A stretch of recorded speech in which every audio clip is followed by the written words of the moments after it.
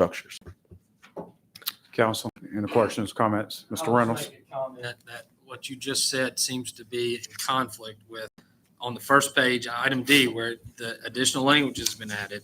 Under no circumstances is the city undertaking a duty to register and maintain any vacant commercial structure. What you said about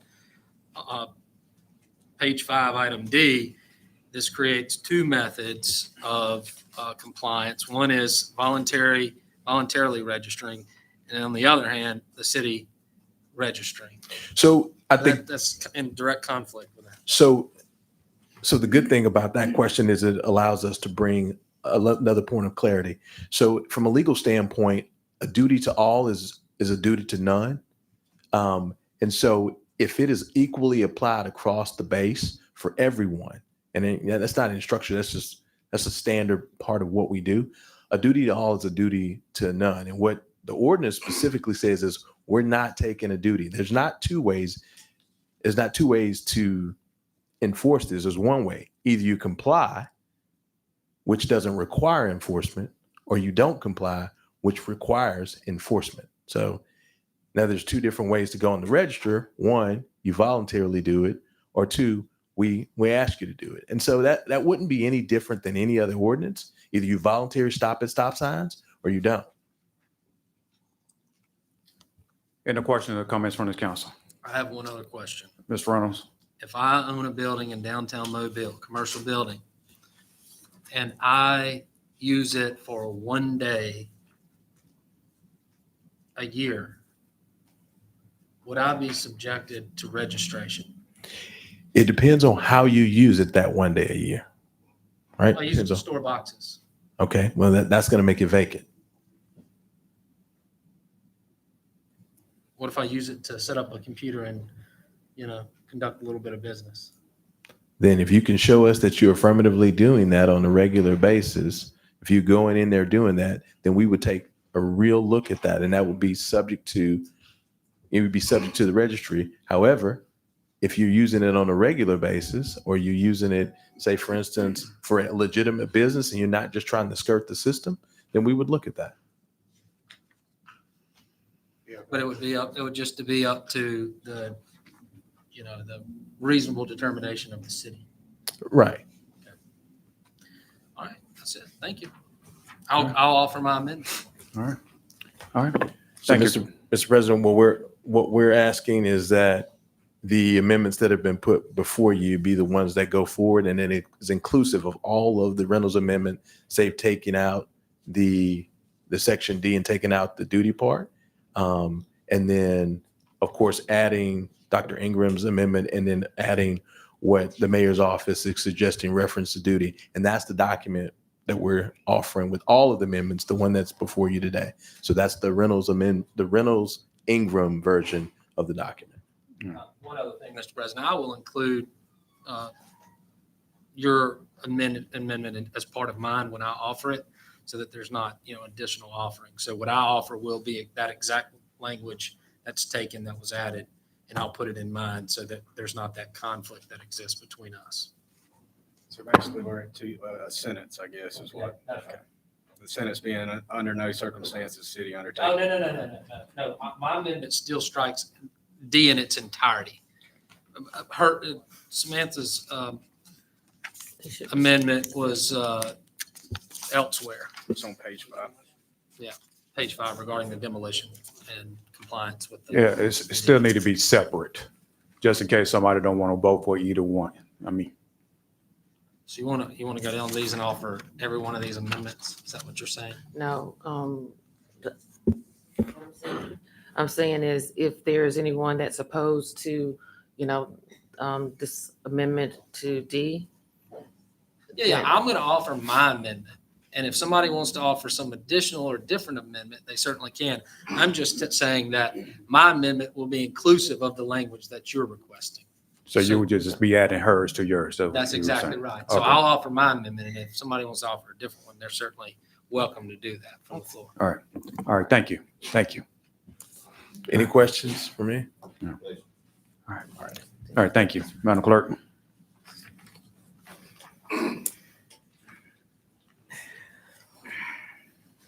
Oh, okay. CIP resolutions held over 08/14/31, approved purchase order to Game Time for new playground equipment, Leveretta Park. 21/14/32, authorized contract with Persons Services Corp. For Figures Park Community Center.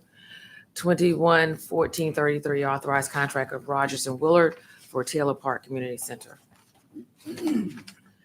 Consent resolutions held over 40/11/57, declare the structure at 506 Patton Avenue a public nuisance and order it demolished. Resolutions held over 21/14/4. Miss- Mr. Day.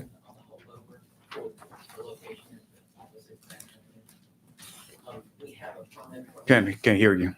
I'm sorry, we have a permit from the property owner, and I would recommend that we table this to give the property owner time to repair their structure. Okay, all right, thank you.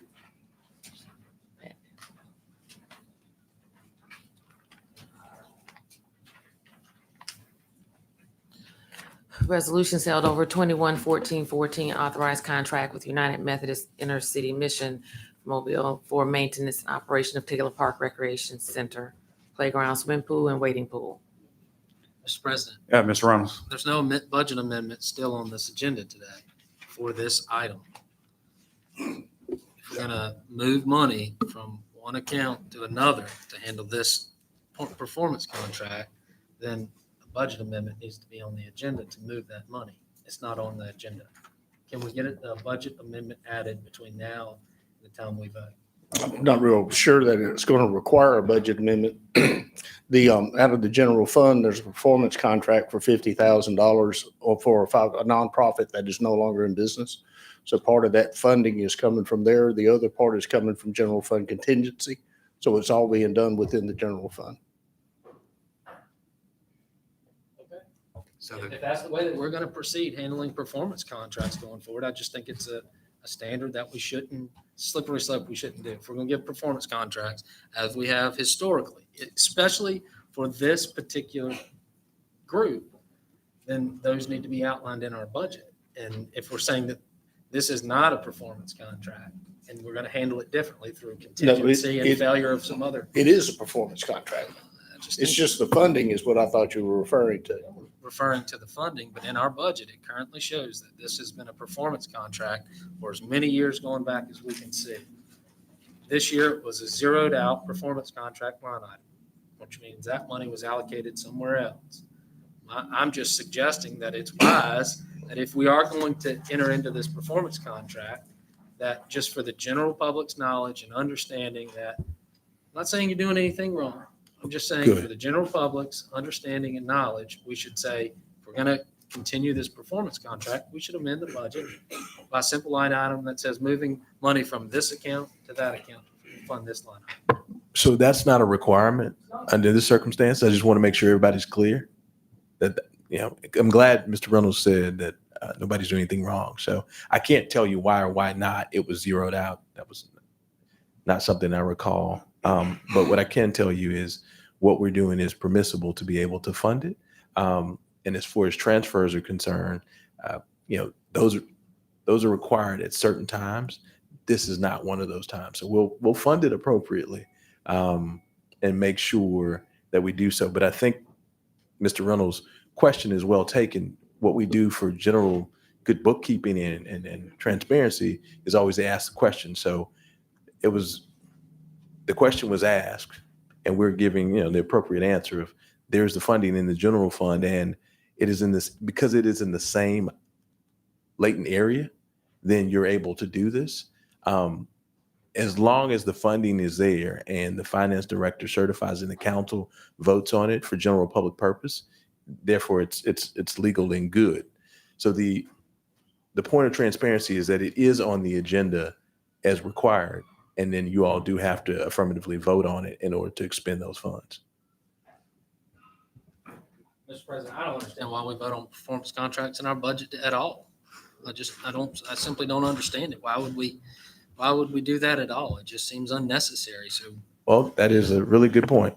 And I will absolutely get you all an amendment that allows you to not vote on them if you would like me to do so, but you don't have to give me an answer about that I'm talking today. about in the budget. Why are we, I mean, we'd like to see the line of sight to all the contracts we do, but I I just don't see what's the purpose, you know? You could say, well, that 50,000 from this company who we got the performance contract with, we'll just move it over to some other person and then we'll pull 50,000 from some other place and just, I mean, what's the point of It's a itemizing everything out? I mean, it's a longer story than we have time for today. At a time when the council and the mayor's office were not lockstep. Councilwoman Ingram? I was going to ask regarding the same area. You said there are times that if it's in the same area, a transfer is not required. Is that correct? Ask me that question again, Dr. Ingram. I thought I heard you say that if it's in the same area, a transfer is not required.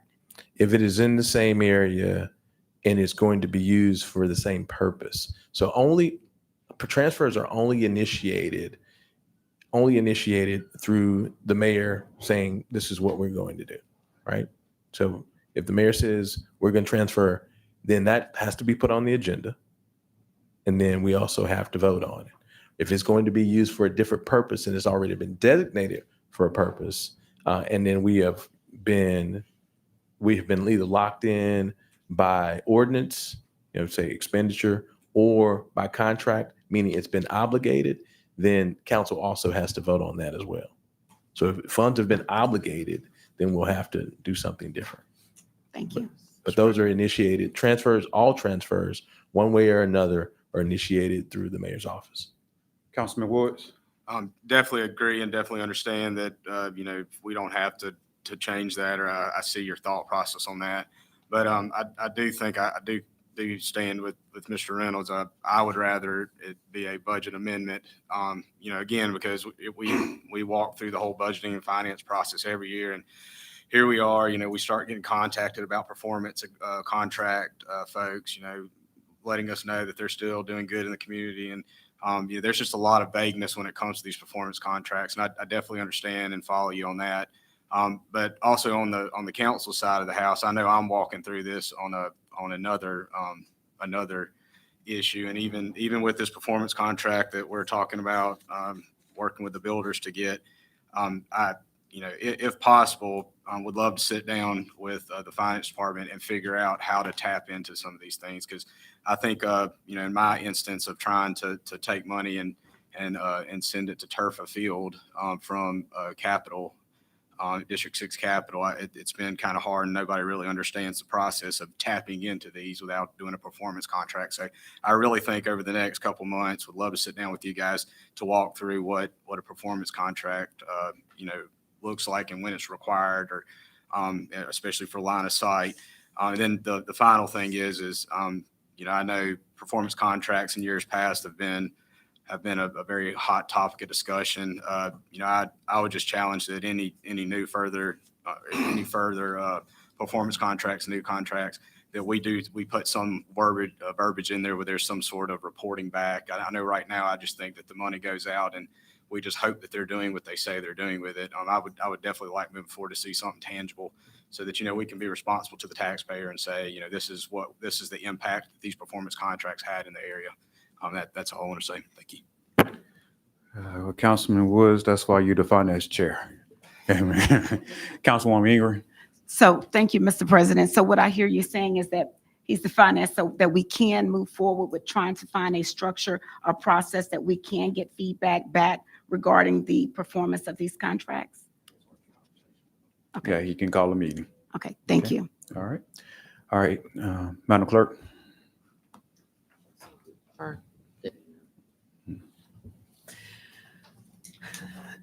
Resolution 01-1434, authorized agreement for transfer of right-of-way from Alabama Department of Transportation to the city for additional lanes on Ziegler Boulevard. 01-1435, authorized memorandum of understanding between the U.S. Department of Justice, the United States Marshal Service, and the City of Mobile Police Department. 08-1436, approved purchase order to Iron Bow Technologies. 21-1439, authorized contract with AACRC, doing business as Animal Clinic and Rehab Center. 21-1440, authorized contract with AG Witt LLC to provide professional services for the Office of Resilience. 21-1441, authorized contract with C4 Capital, doing business as Bills for professional consulting service. C4 bills for professional consulting services. 21-1442, authorized contract with Diversified Maintenance, RWS, for janitorial service at the National Maritime Museum of the Gulf. 21-1443, authorized contract with Dorsey and Dorsey Engineering for 2026 CIP resurfacing District 6. 21-1444, authorized contract with DVM IMS PC doing business as Tillman's Corner Veterinary Hospital. 21-1446, authorized contract for licensing and implementation of video management system for security cameras. 21-1447, authorized contract with Sawgrass Consulting. 2026 CIP resurfacing council districts 1, 2, 3, 4, 5, and 7. 31-1448, authorized mayor to apply, accept, and receive a grant from the Federal Transit Administration for Federal Transportation Assistance. 37-1449, consider application of Acadian Ambulance Service for certificate of public convenience and necessity to operate an ambulance service. Council, I want to send this to a committee to public safety. Get with Vice President Gregory, but I want to just hold this over for 8 weeks. 8. 03-1450 and 1451 are appointing Curtis Graves as Executive Director of Public Safety and appointing Barry Glisson as Chief of the Mobile Fire and Rescue Department. Mr. President. Mr. Woods. Real quick, I just want to go back and just make a note. The resurfacing in District 6, the 21-1443.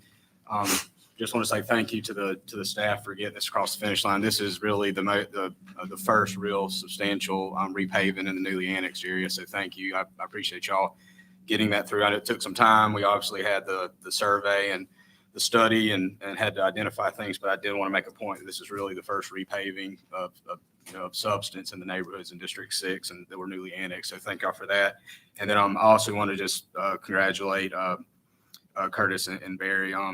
Last week I didn't mention, or no one mentioned it, but this is pretty big for both of them. So I just want to say congratulations and looking forward to working with y'all. All right, Madam Clerk.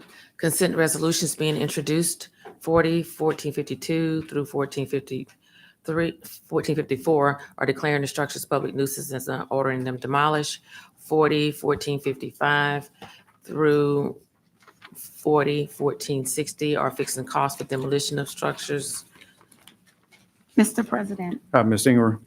yes, I would like to know if we can get a cost estimate for securing versus, I know the ones that are here now are definitely a demolition. I've rode by, I've had an opportunity to see the properties, but just to get an idea of what it would cost on an average to secure these homes. Okay. Mr. Dockabon.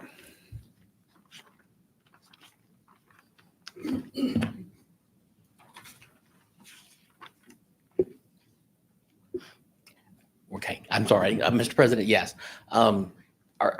Could you clarify which ones you're referring to, the fixed cost ones or the first 3 items that we're looking for the demolition? The first 3 items. The first 3 items, I don't have those costs for a specific amount. We're looking at securing it, and it varies on each structure. Now, some of these that we have before you today, the first 3 that we're requesting demolition, there is major structural failure on these, and it may be very expensive. So I really don't feel comfortable giving out, but on average, we see for securing, this may help, anywhere from $5,000 to $10,000 to secure. But each property is its unique site.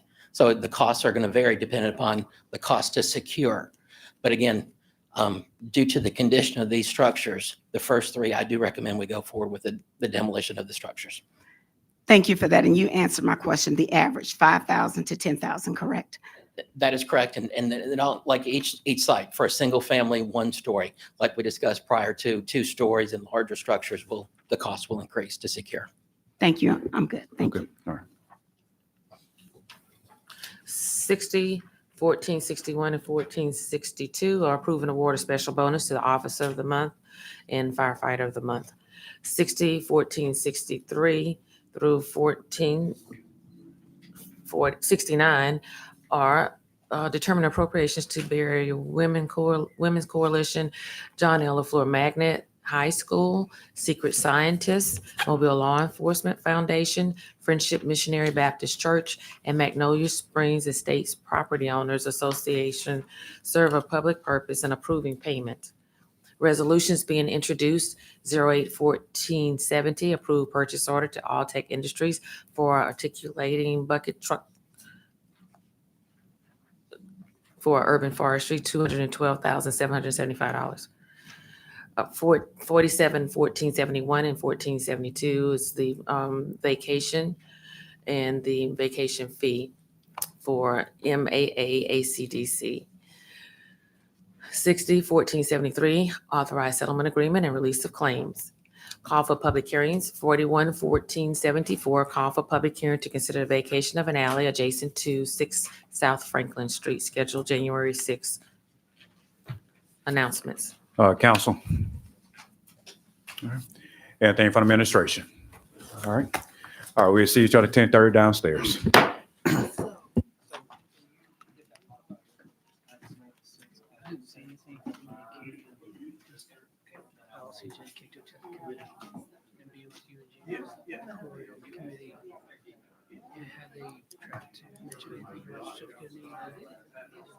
I'd like to see